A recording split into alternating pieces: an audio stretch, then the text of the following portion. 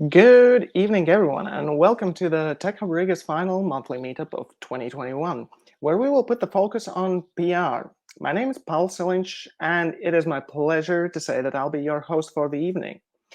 We're all fans, and some even experts of marketing, but I'd like to argue that PR can be equally as important for startups as marketing. To reach a wider audience and create a bigger buzz around your company or solution, good marketing can help that, but you also need credible sources talking about you. And the way to achieve that is through means of public relations. I've had some experience with that as well, but it's not me you came here to listen to tonight, or this evening, rather say. No, we have someone way more experienced in the field and certainly a more credible source to gain such knowledge from. About the event, this event will be divided into two parts. The first will be a keynote by our speaker, and after that, we will have a little chat about the world of PR. And during the event, I invite you to write your questions about the topic down in the comments section of the live stream. And we will certainly answer them, well, at the first opportunity, but probably it's going to be by the end of the event, so after our chat. But before we begin, I'd like to give a huge thanks to Riga City Council for supporting this event. And now, without further delays, I would love to welcome to the stage our expert in PR, the editor-in-chief at Labs of Latvia, Ieva Treija. Welcome to the stage, Ieva. Hi, Pauls. Hi, everyone. Thanks for inviting me. Pleasure having you here. And well, now I will return back later, but now the stage is yours. Thank you. So good evening, everyone. It's a real pleasure to be on this stage, and thank you all for joining and dedicating this evening at least an hour to I think it very interesting topic as PR is. And I want to, tonight I want to share with you my experience with PR, basically, because with PR as with a lot of things, there is no right or wrong path. It is all about experimenting, but still it is really important to understand some things, and there are correlations, and there are things it's good that you know them, because then you can be more successful. And okay, let's proceed to the presentation. I'm trying. I will try to be as short as possible, and then later Pauls also will ask me some questions. So let's see how it goes. A bit about me. Who I am to tell you about PR, right? So my background is journalism. I have a bachelor's degree in journalism, and this was my childhood dream. And I finished studies in Riga University and started as many young journalists as a news reporter. And soon I understood that somehow it's not really for me, and I want to get into broader field. And I decided that marketing is what is interesting to me, and what probably gives this wider perspective. And at that time, there were no many possibilities to study marketing locally in Latvia. So I went to Tallinn, to Estonia, and studied there. And I got my master's degree from University of Tallinn. And then basically I started working as a head of the marketing department, and this is where I started to use my knowledge. But after 5 years being marketing head of the marketing in an international company and responsible for Latvian market, I thought that I need and I want to do something else. And then this is somehow happened that I came back to the content. I do a lot of content for different companies. I help them with communication, with PR, and also I do content for Labs of Latvia. And I have my own hobby project, Baltic Startup Mafia, that is a podcast. And also I put there all the news about basically about funding rounds in Baltics, just to spread the word about this very exciting region we will live in.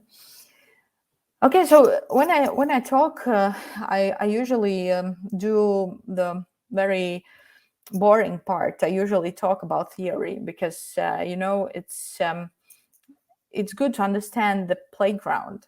And of course, I know it is a meetup, and everything should be in a bit lighter format. So I will try to be as quick as possible with the theory, but still I want to share with you some slides just for you to understand what the communication really is, because this is what is taught to communication students, but often entrepreneurs even doesn't know it in details. So okay, let's move forward. So what is a communication? Actually, the first person who put the communication in some kind of form and in the model was Aristotle, and he created this scheme that a lot of people refers to already also nowadays, because it really reflects what it is. And the scheme was made 300 years before Christ. It was really long time ago, and it was focusing on public speech. So basically, it is as simple as that. There is a speaker, there is speech, then there is an audience, and speaker intended to bring some effect to this audience in the result of the speech. So this is the final part, that effect is happening with the audience.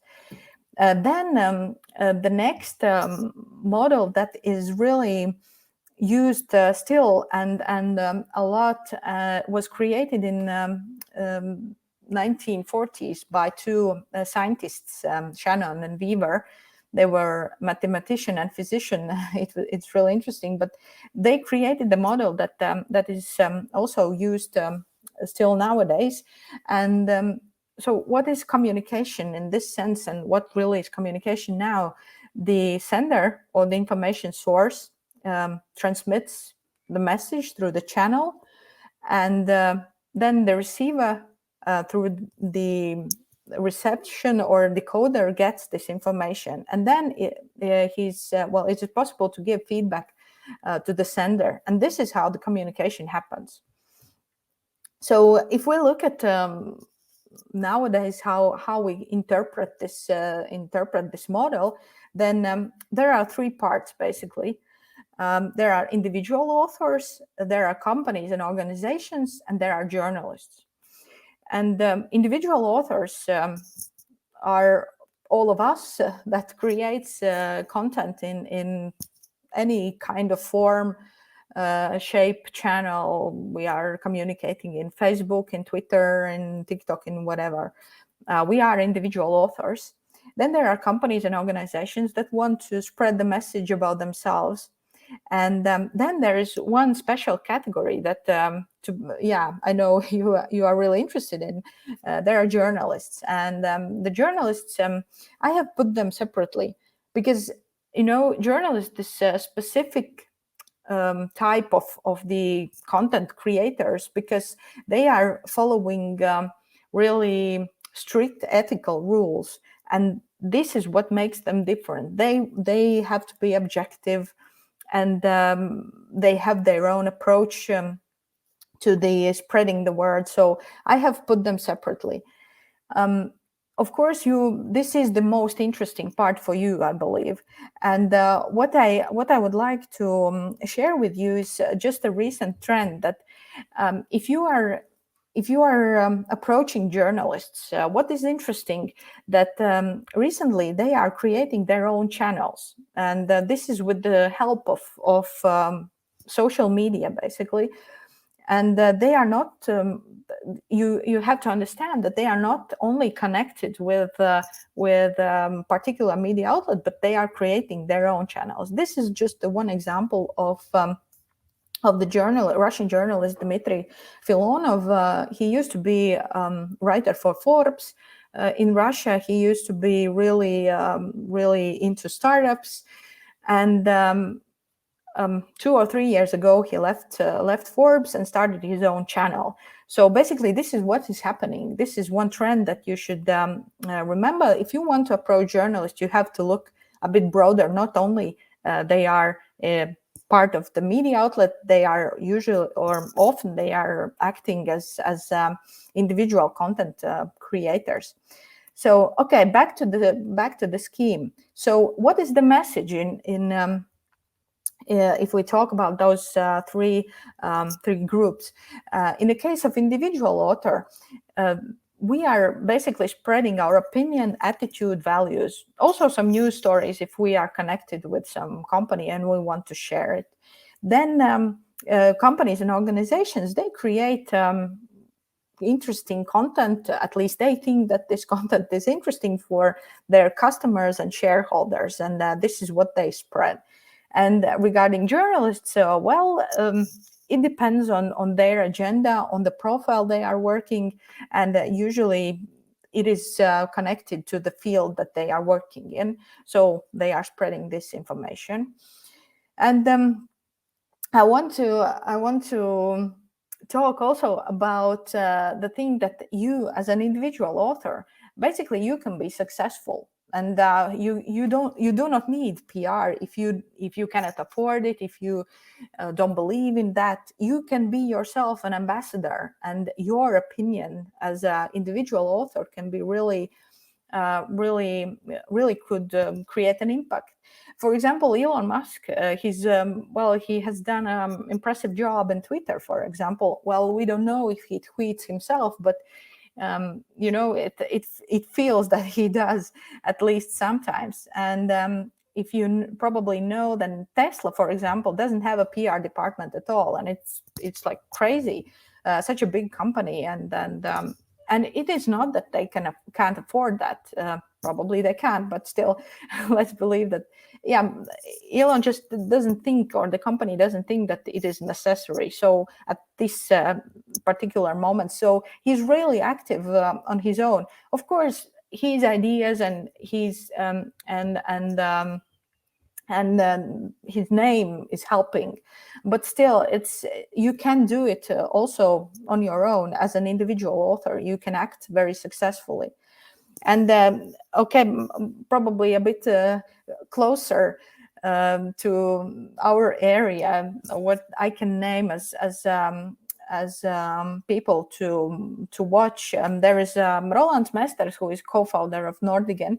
You can take a look what he does on LinkedIn. It's very good content that he is creating. Also, we don't know. I know that Nordigen has a PR team, and probably the content is created by the PR team. But still, he, as an individual author, represents this information, and I should say that it's really successful and it's really interesting there. One more story, Ragnar Sas, he's Estonian, he's co-founder of Pipedrive, the unicorn company, and he's also sharing very interesting content. He uses very interesting pictures that reflects the story, and he's like really an opinion leader of the region. So you can just be inspired, and if you don't want to do PR, if you don't want to if you don't trust it, then just try to do it yourself. You can do you can, as an individual author, do also a lot of things. But if we come back to the theory again, then there are a lot of opportunities, and I won't go deeper into forms of the message like text, pictures, infographics, podcasts. You can do really a lot of them, and we are living in interesting times when it's really possible to create all this kind of content by yourself, just with a mobile phone, and that's really cool. And I'm really inviting you to try different formats, to use them and to see what works, because that's the only thing how you can find out what really works for you and for your company. channels, there are really a lot of them. There are social media platforms, and you can use the different meetings, events, web pages, blogs, your blog, or opinion leader blogs, emails, really anything you can think of. And you can be active in any of them, and be very successful individually as well. And then who is the receiver? Who gets all those messages? In case of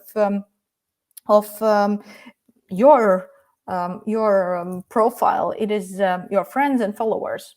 And what is interesting, that sometimes there is no scientific data, at least I don't have it at the moment, but sometimes when I'm talking to my friends, I understand that they really don't know what I am doing. So even if I think that they know and they understand, but they don't. And this is why it is important to talk as an individual author, as to spread the word what you are really doing, and that they really know that they can approach you with particular questions. When companies and organizations talk, they usually talk with clients, shareholders, followers. They want to talk with them.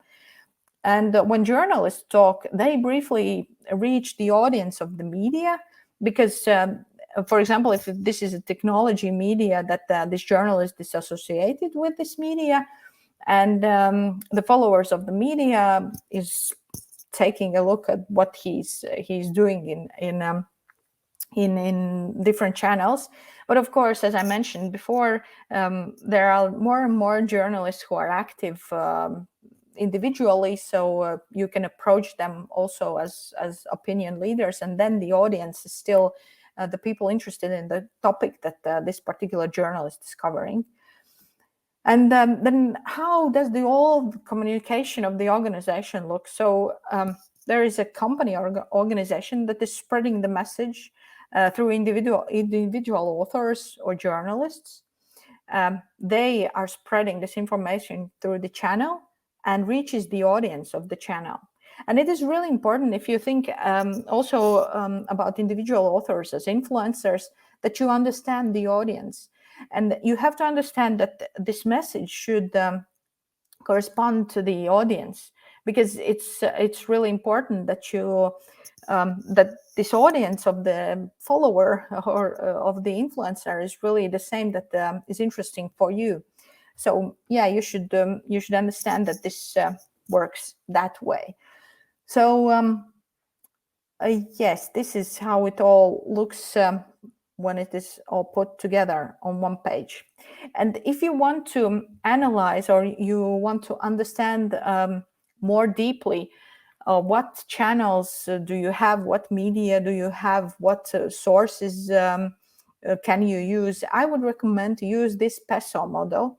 And also this it is used a lot, and this is very good way how to qualify, how to put in categories everything that you own or you pay for or you use inside your company, how you can understand the whole picture, what you are really doing. So I recommend you to look at it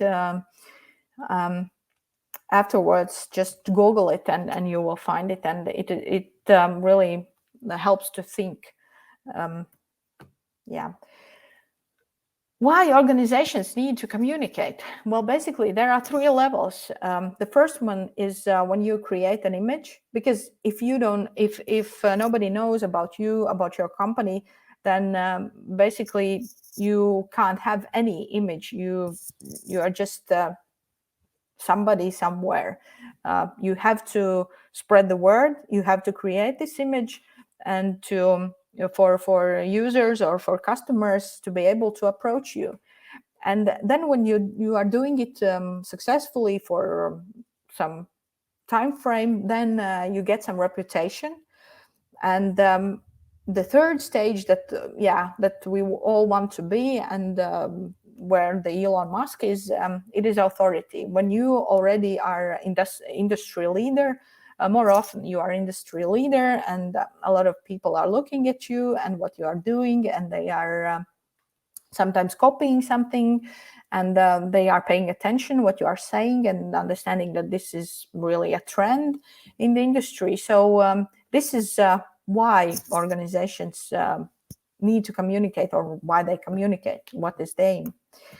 And if they are creating content, then basically there are two parts of the content that makes altogether the communication of the organization. It is content that is produced for clients, and it is the content that the company wants to see distributed further.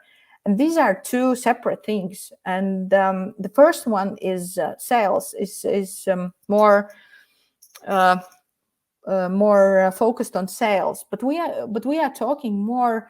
If we are talking more in the context of PR, then this is the content that you want to see to be distributed further, and it is not the same as sales. And this is the same thing. Basically, advertising is that you are paying for something and you are getting something back. But public relations is basically talking about or persuading people that, yeah, this is something I can trust and I want to try it.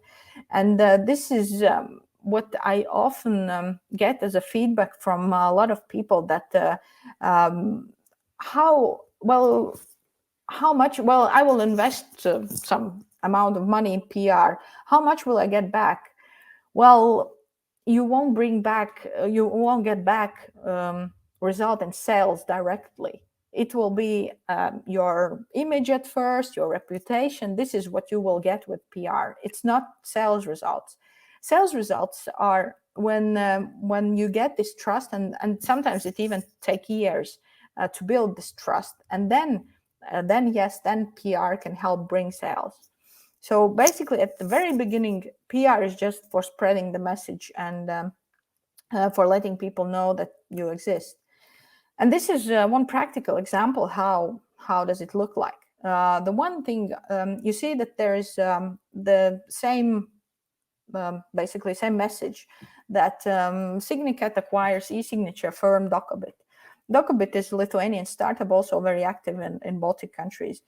So basically, there are two ways how to say this thing. The first one, you see on the left side, it is a press release communicated, sent out to media by saying why it is important and that this happened.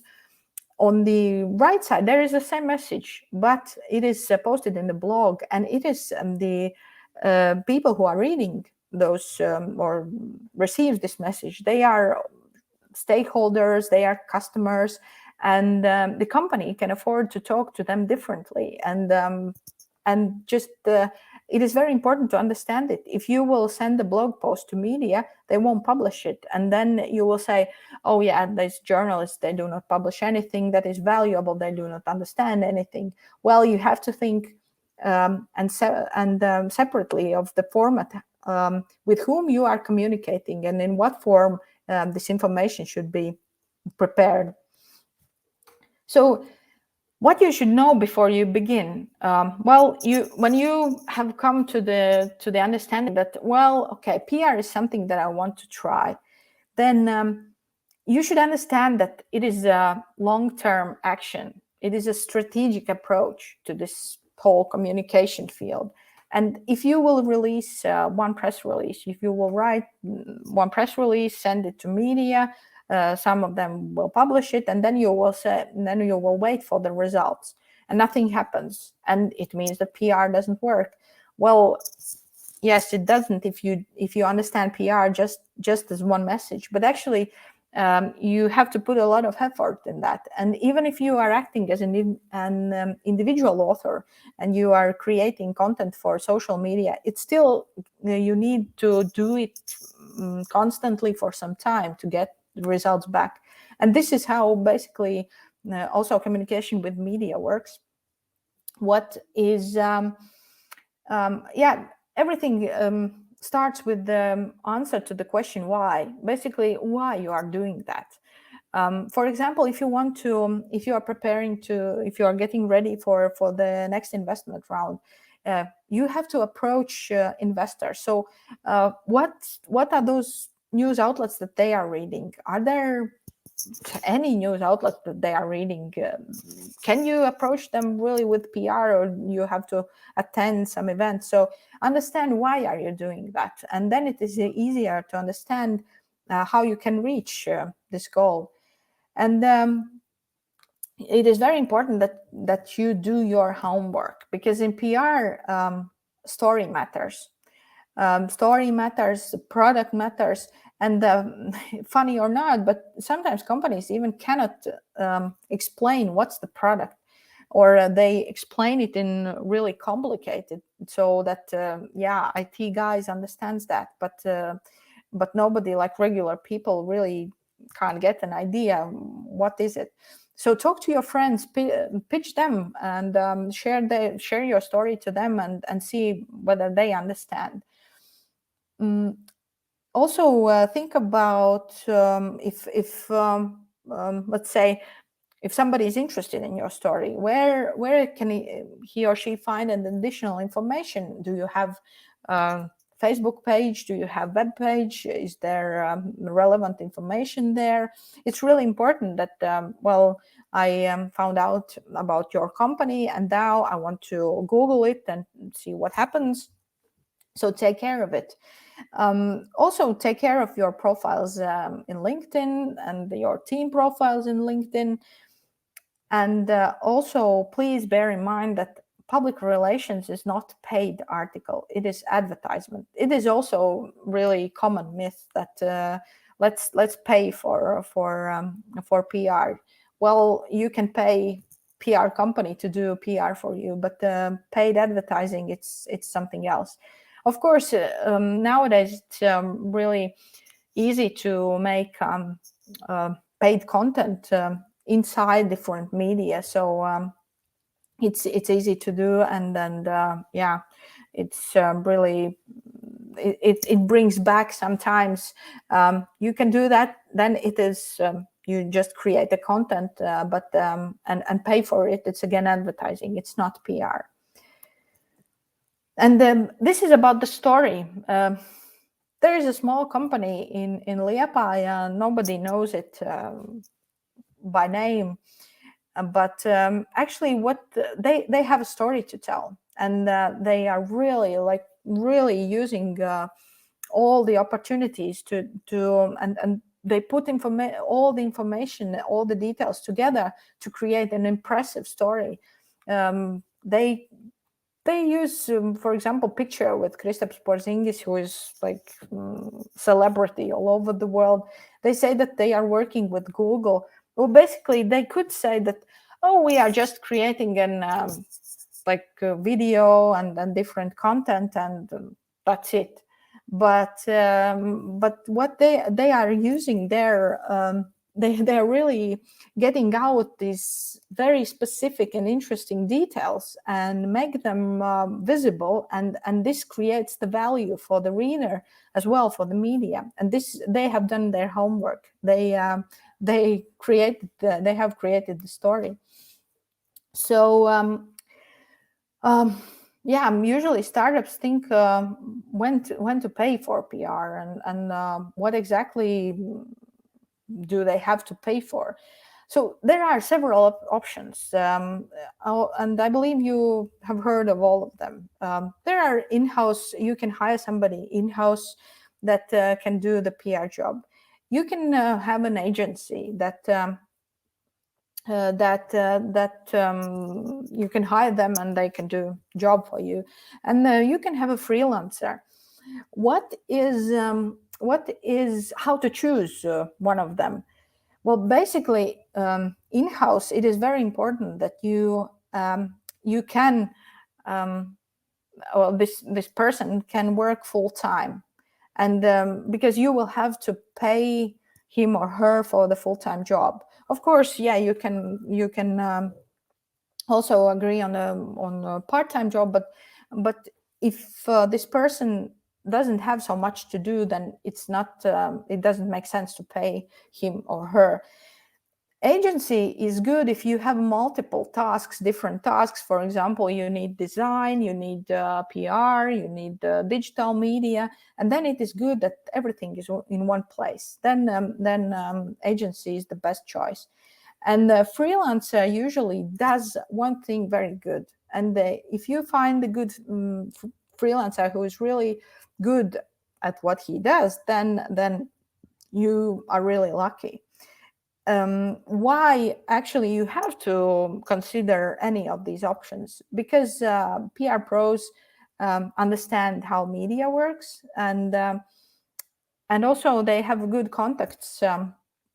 Good contacts with journalists. This is what you basically are paying for as a company. And when you are choosing, and it doesn't matter are you choosing agency or freelancer, pay attention to the previous knowledge. Ask in the industry or wherever. Just pay attention to them. What's the experience? Because they are usually the biggest struggle with different terms.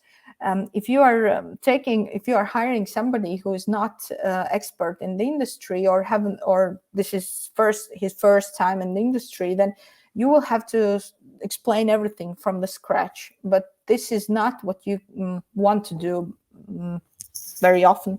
So you want somebody that already knows something about it, and it makes things a lot of easier. And consider also creating campaigns. And if you are creating campaigns focused on some particular issues, then it's good to hire an agency, because, as I said, it usually takes a different. You have to use different sources, different kind of information. So agency is the best, but still, you have to experiment, I would say. And the question also coming back to the first. Point first question, when to pay for PR. You have to balance those costs with other company needs, because of course sales, I would say that it is the priority, and if you have raised the round, then investing everything in PR, it just doesn't make sense. And you have to find the right balance and focus on different things.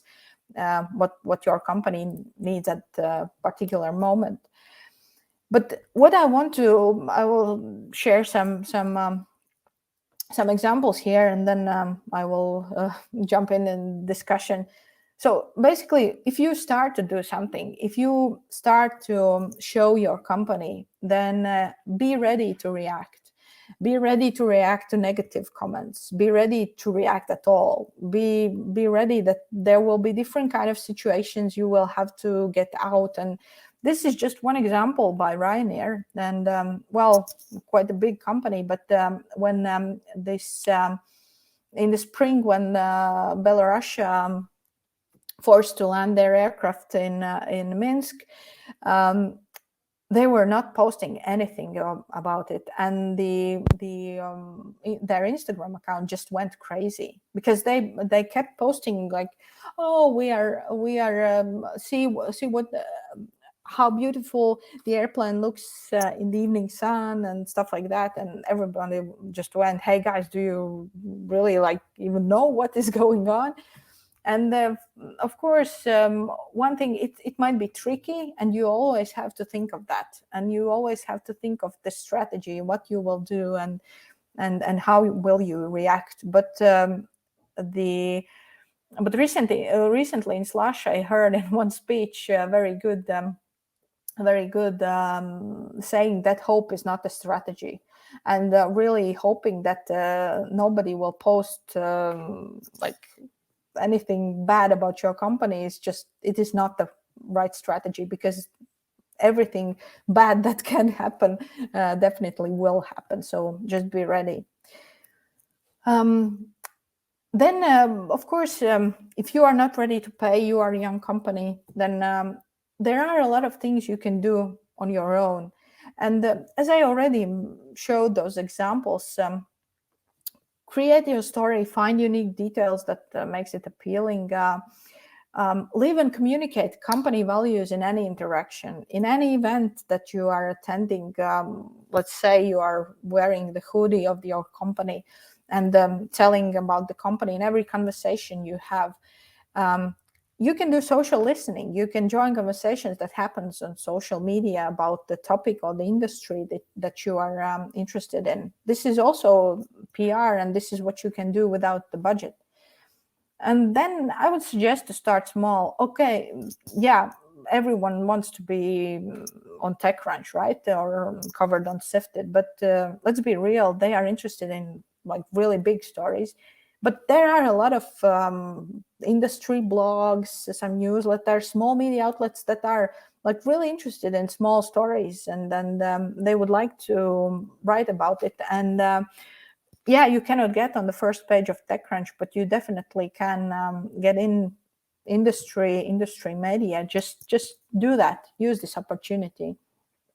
And what I really suggest you always respond to requests from journalists. And I have even heard that if journalist calls you, then just leave everything behind and answer. And there are a lot of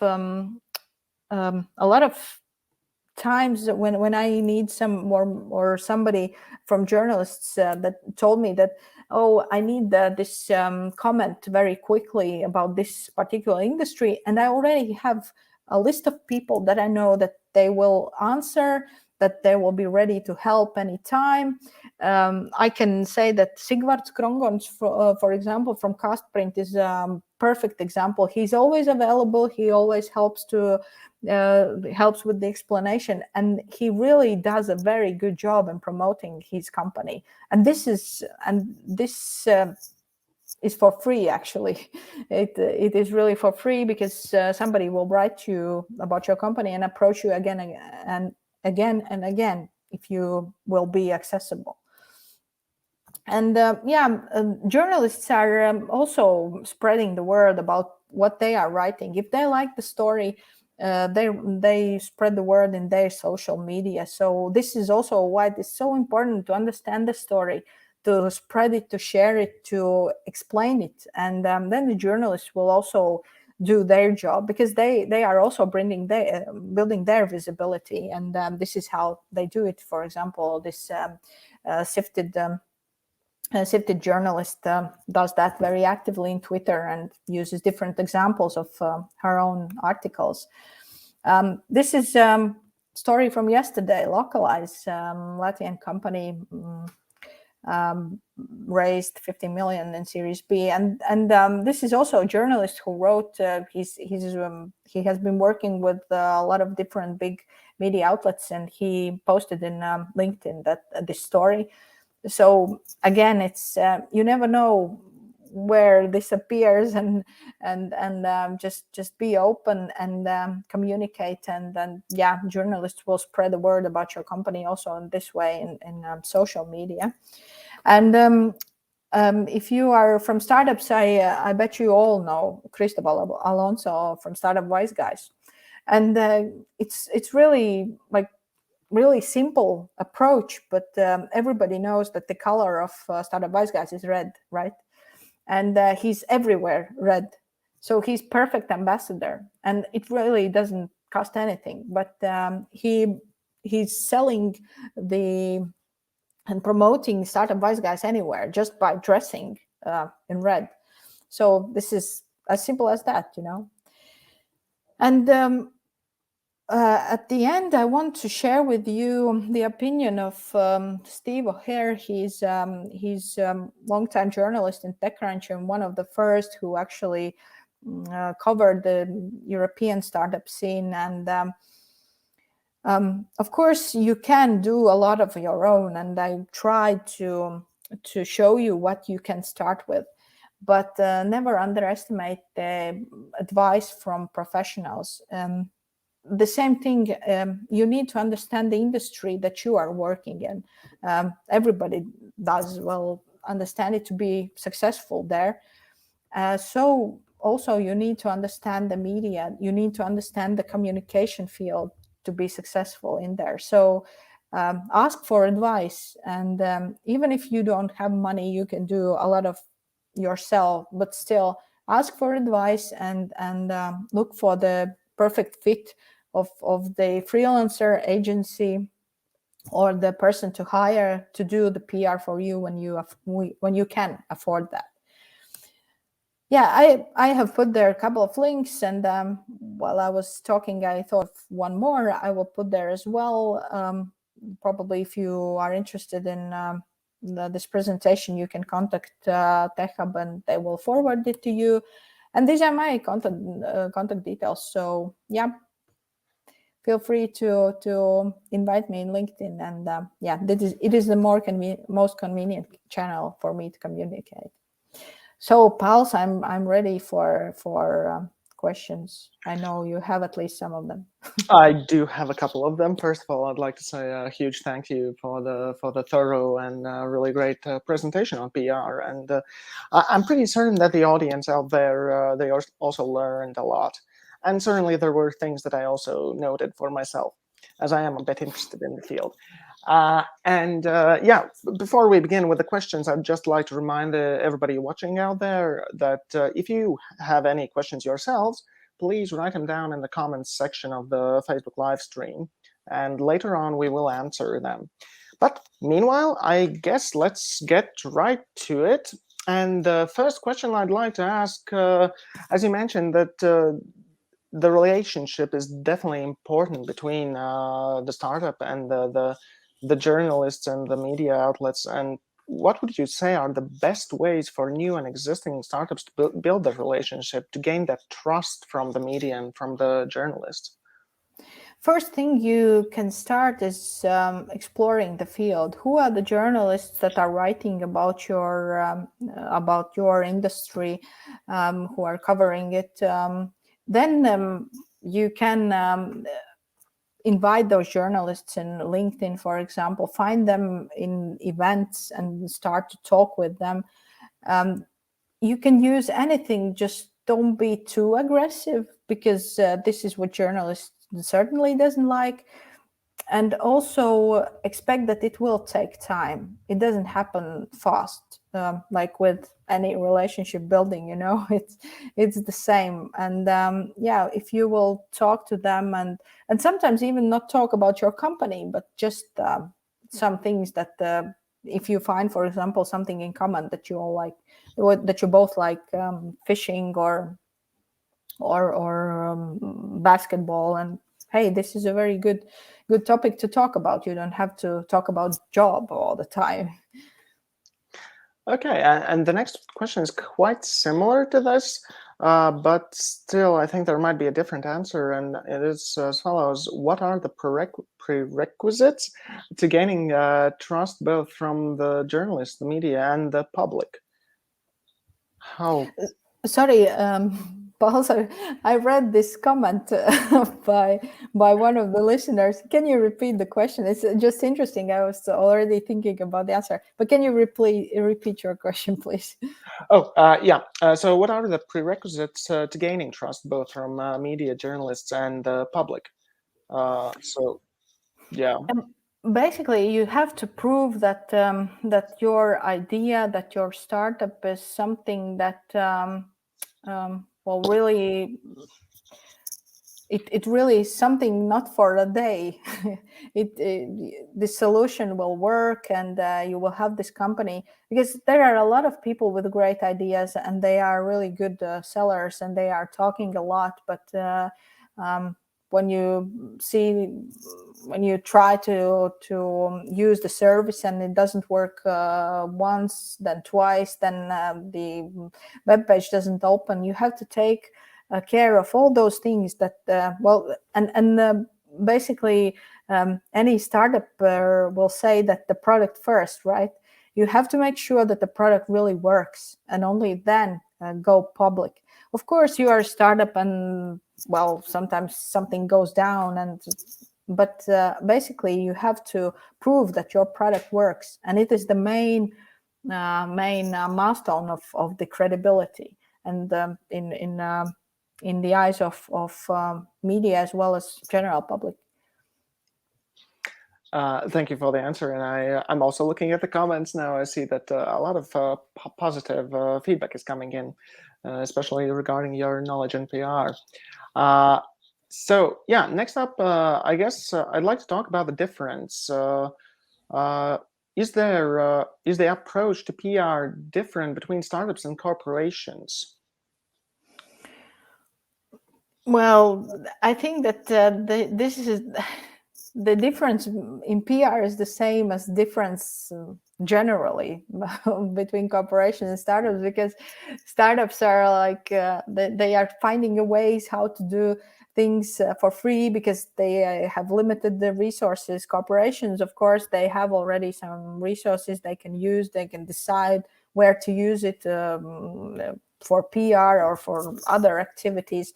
Startups usually or very often have to find creative ways how to sell themselves to journalists or also to general public. That's the main difference. Of course, for corporations it's also easier because they already have like when there were those three parts: image, reputation, and when you are already an industry leader, the leadership, when they already, at least in the second stage, when there is some kind of already a reputation.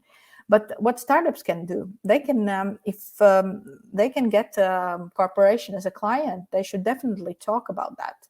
And it creates, it helps to create the credibility to the startup.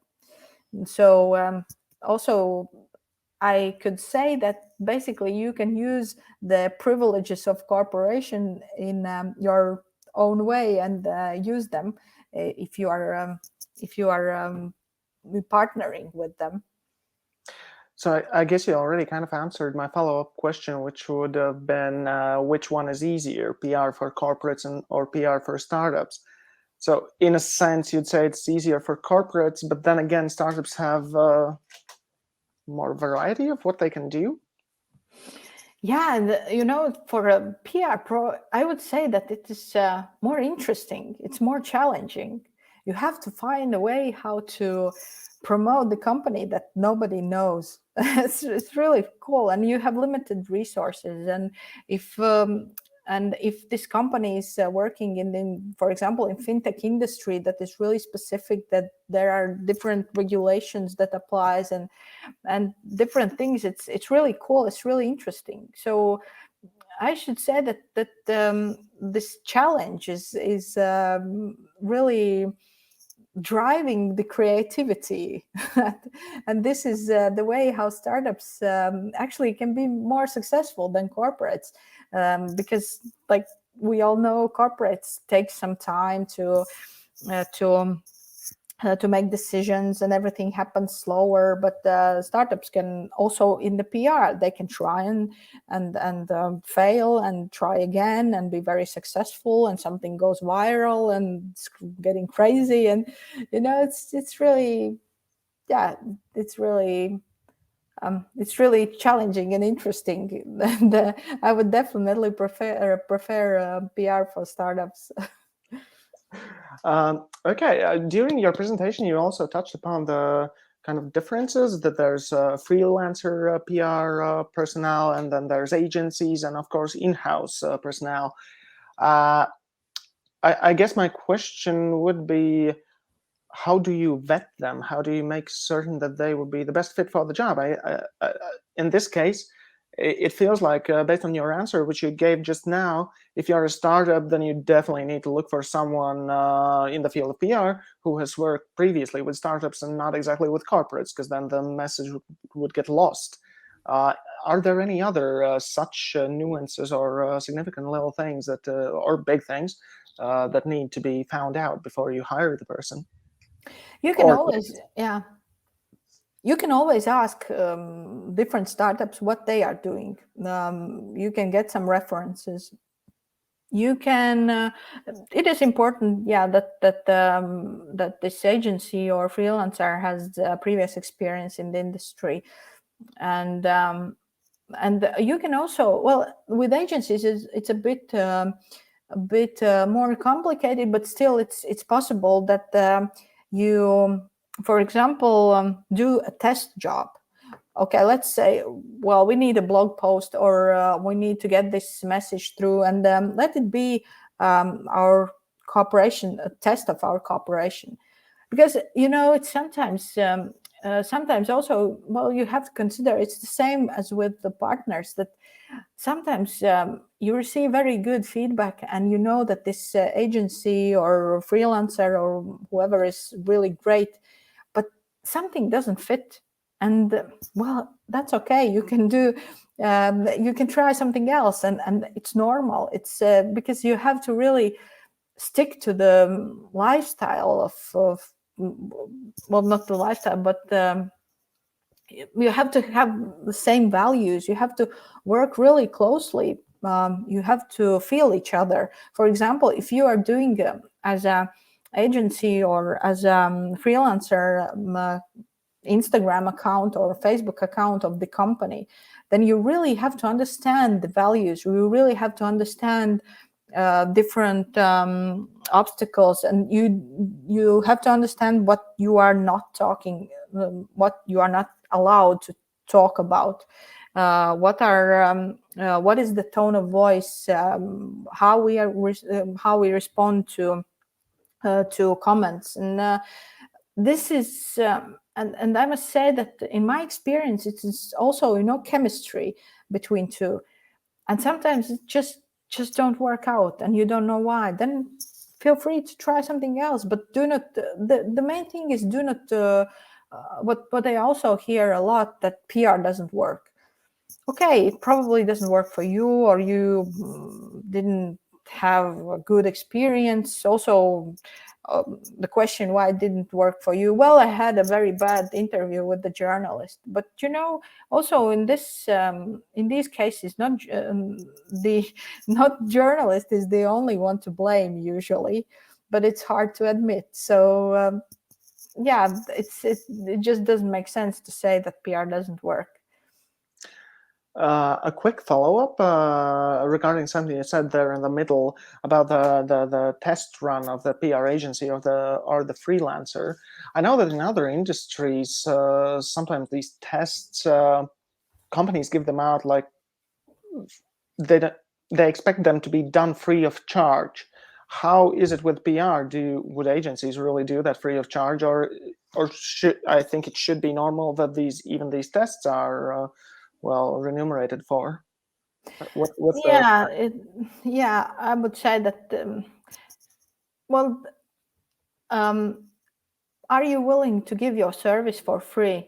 It is a question to any startup. Of course, even if you you want your customer to pay, you can give a discount, or you agree on some other terms, but you're not like really willing to give your service for free. The same is with the PR agencies or freelancers.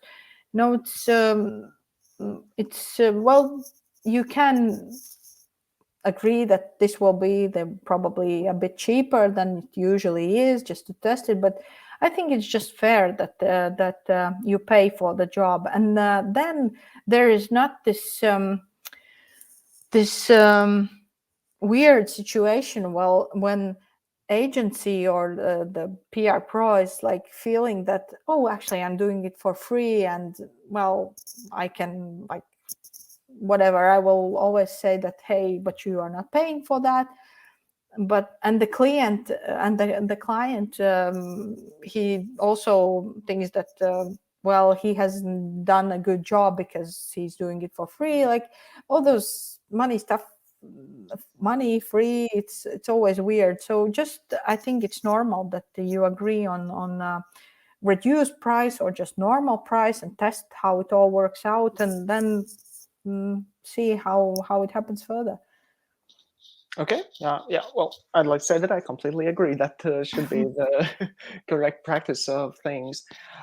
So moving to a different, well, not really a different topic. It's still regarding PR, but away from what we just talked about, and a bit more into the details. regarding press kits and press pages. Some startups, some companies, most companies, especially bigger ones, have their press pages on their websites, and their press kits also available there. Probably it's not the first thing to begin with, right? When you're creating your company, you shouldn't really build this thing up. But once you are big enough, the first question would be, when are you big enough to make that press kit? And second of all, what does the perfect press kit consist of?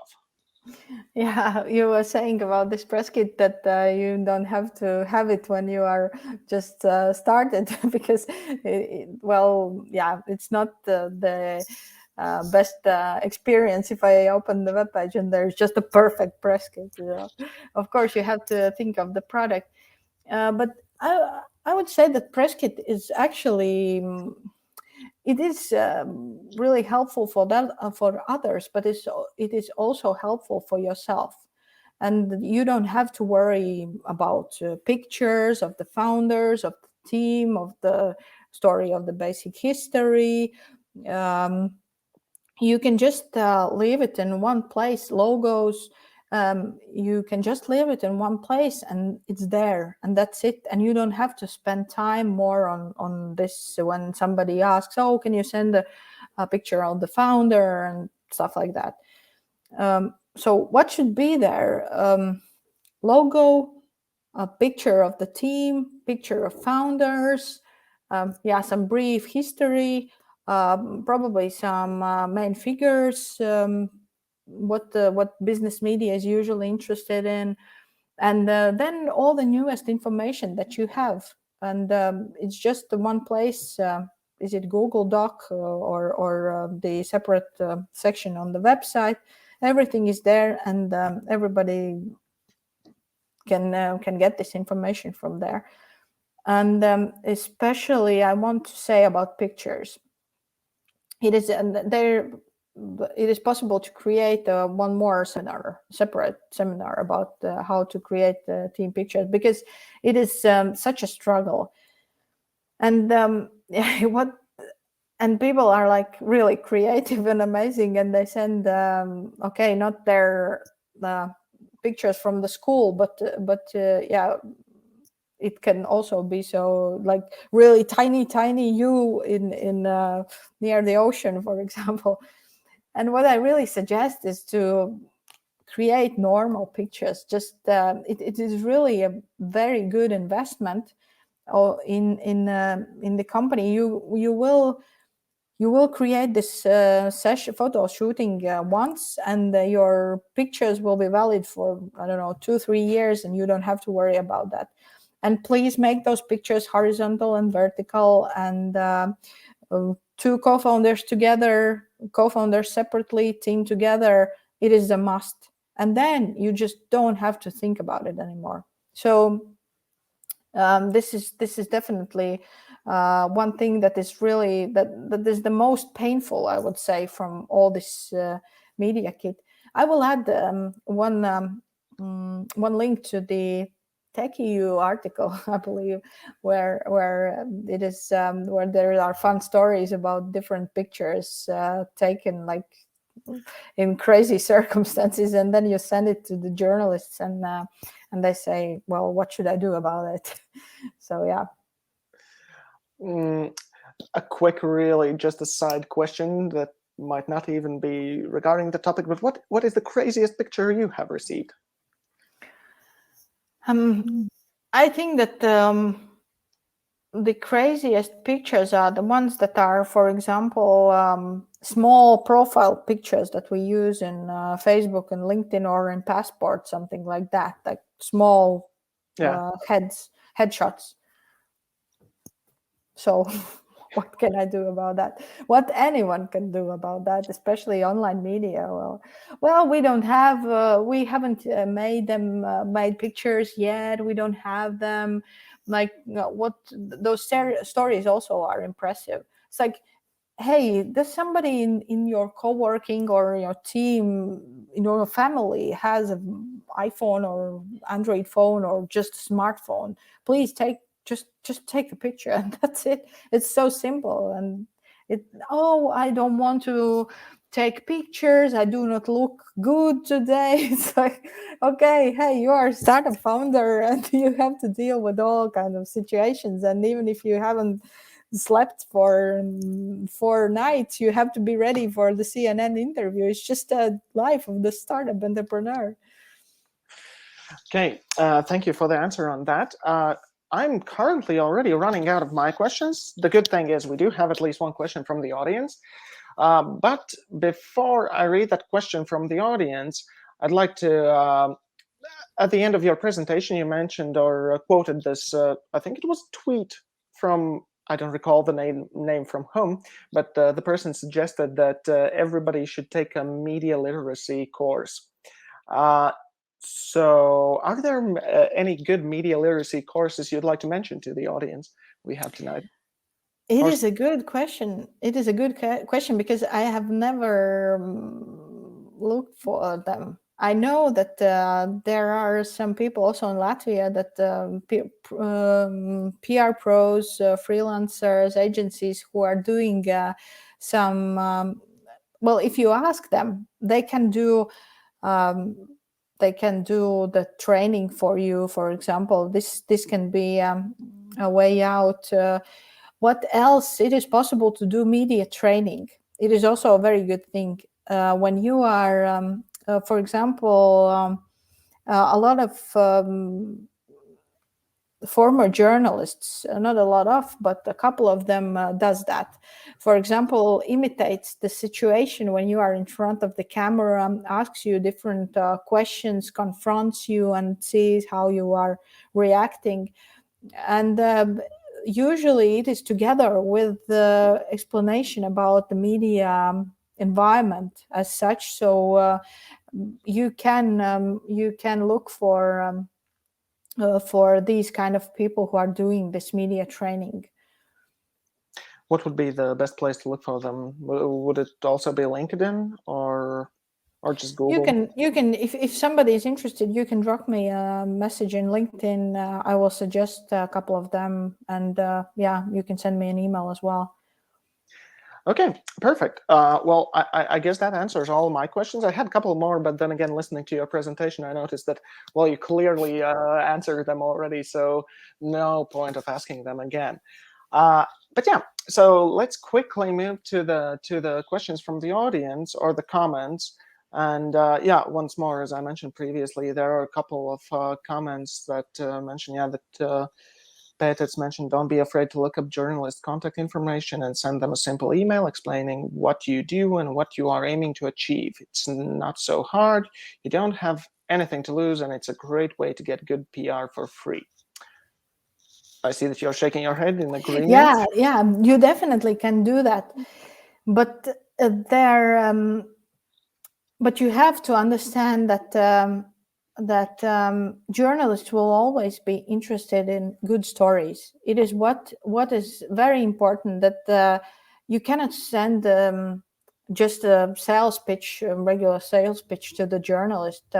You have to find a different approach. You have to understand that you have to look for a different approach, and just sales doesn't work in this context. So also you have to be consistent, and if you are sometimes it even what I would suggest is that okay, journalist doesn't answer once or twice, okay, he's probably not interested. That's okay, just take it as an answer. But also update him on some interesting news that you are having, like investment round. Just send a paragraph without any intention to get publication. Just that there are, I don't know, 3 or 4 journalists I would like to be covered, and try to communicate with them regularly. Send them something, not aggressively and not always like as you are selling, but just keeping those relationships. It really can bring back good results in some time. So yeah, just keeping the relationships, as with almost anything in life. Yeah. Yeah. It's an important part. So another quick comment, not really a question, is from Leanne that thank you, Ieva. You boost my confidence to create content and use PR more. Thank So, you, Lynn. and finally, the question from the audience. The question comes from Yanis, and he says, "Hello, Ieva and Pauls. Considering the focus was on PR for startups, would you have some advice how to create a marketing strategy for new freelancers, especially in times when networking opportunities are limited due to COVID restrictions? Thank you in advance and for the presentation as well." Marketing strategy for new freelancers. Pauls, do you understand this concept as a marketing strategy if you are a new freelancer? That's a good question, because now reading it once more, the same question arose in my head.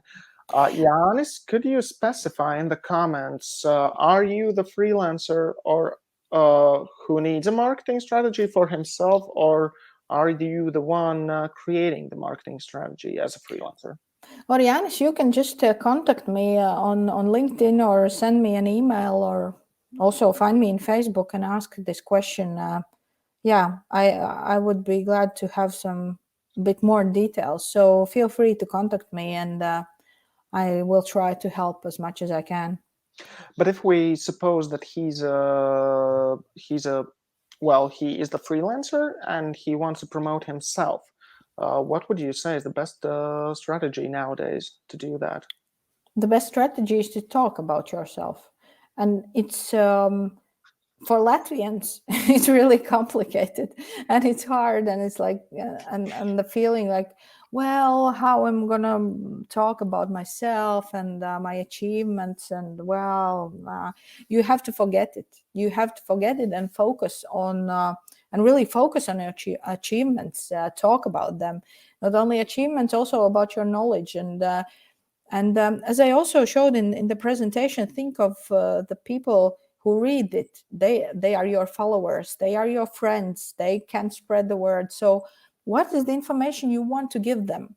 Or if you are using some channels, Janis, Yep. yes, I'm Confirm. planning to become a freelancer for financial services. Yeah, you have to talk about yourself. That's the main thing. Of course, you have to understand the target audience. For example, financial services, probably there are specific people in the company that might be interested in your services, like in the financial company. I don't know, cybersecurity experts, for example. If you are providing this kind of product, then think of what they are reading, what they are focusing on, how they are getting information, and then try to understand how to get there. For example, if there is one big newsletter that they are reading, one specific, then think of the way how you can get there. Probably provide some guest blog post or something. But the main thing is that you have to talk about yourself. You have to talk about the company. You have to talk about the services. You have to talk about trends, and make this leadership as make your impression as an opinion leader. This is the way how to make the opportunity for people to know you, to understand what do you know, and to think of how they can use your knowledge in their company. So basically, the main thing is just talking.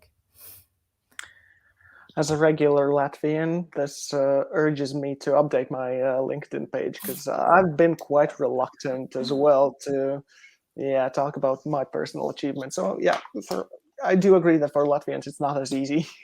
But you never, the thing is, you never know when this once in a lifetime opportunity comes from, and from which direction. So you have to really think of all the options.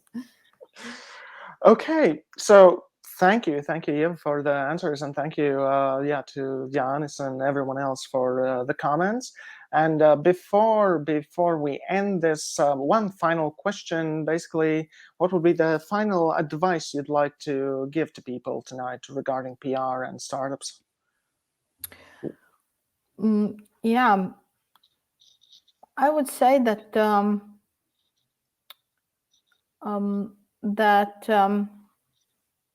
I would like to for people to remember that yeah, PR is a marathon. It is not a sprint, and it is really investment in long term, and do not expect great results fast. It may take years to really make a good image of the company, and then it really to and you really should put a lot of effort in it. But also, I would invite not to let one probably not so good experience talk about the whole industry. Like, as I said, I had a very bad interview, and I think the journalists don't know how to write stories, or those PR people don't know how to approach them. It's usually, or very often, it's try and error, and yeah, you have to understand that nothing will be quickly, but when the results will be, it is really worth it. So, as the saying goes, patience is a virtue. Okay, in that case, I'd really like to say a huge thanks to you, Ieva, for joining here tonight and for sharing your knowledge on PR. Because, yeah, I certainly would not have been able to give such a presentation or detailed answers. And that's why I am really glad you were here with us tonight and you were able to enlighten everybody here and out there on the other side of the screen. So, Thank you, Paul, for inviting. thank you for joining. Okay, but before we leave, there are a couple of things I'd like to say. So, first things first, next meetup. Well, as I mentioned in the beginning, this was the final one of 2021. So you can already guess that the next one is going to be happening in the year of 2022 already. And the date is January 13th. Our aim is to hold it in person, but as we all know, things change quite rapidly. So it's all going to depend on at that time, current regulations regarding COVID restrictions more.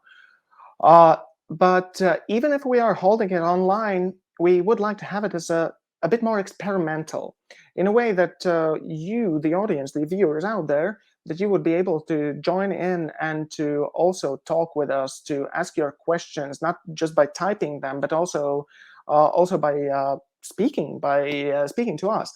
So that's going to be the kind of an experiment we'd like to do, because we do want to hear from you, and you would also have the ability to give comments, to ask questions, and also maybe give some community announcements. Basically, just like in the good old days of TechHub Riga's in-person meetups. Well, minus the beer part. That's a sad one. But hey, online events can't really hand out the beer now, virtually. With that said, if there is a topic you'd like us to discuss during any of the following meetups that we will have in 2022, please write to us either on social media or to team.riga@techhub.com, as you can see on your screens right now. Our aim is to create content that is topical for you, and that's why any comments or suggestions will be highly regarded. So please, really, if there's anything you'd like to hear us discuss, talk about, write to us. Social media, team.riga@techhub.com. And another thing, last but not least, we plan to inform you about the latest news through email. So, well, if you can, please head over to techhubriga.org and subscribe to our, monthly newsletter. Yeah, so that's going to be another way that you will be able to receive the latest news. With that said, I'd like to thank once more Ieva for joining us and sharing her knowledge on PR. Also, I would like to give a shout out and a thanks to Madara, who today was controlling the show from the background.